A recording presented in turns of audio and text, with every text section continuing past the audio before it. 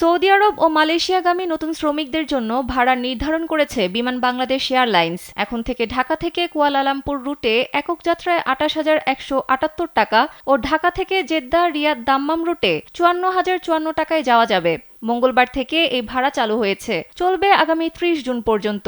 Travel এজেন্টের শীর্ষ সংগঠন association of travel agent of Bangladesh এ তথ্য জানায়। গত ২২ জানুয়ারি বিমানের ব্যবস্থাপনা পরিচালকের সঙ্গে আটাবের একটি জরুরি সভা অনুষ্ঠিত হয়। ওই সভায় সৌদি ও মালয়েশিয়াগামী নতুন শ্রমিকদের বিমান ভাড়া কমানোর দাবি জানিয়েছিল আটাব।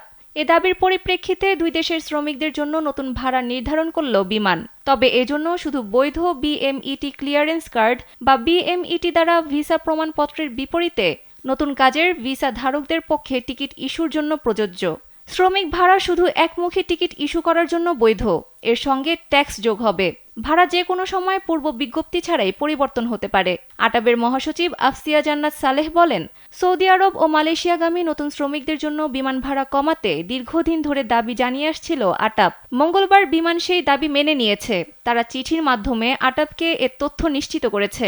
এখন থেকে নতুন শ্রমিকরা কম খরচে এ দুটি দেশে যেতে পারবেন।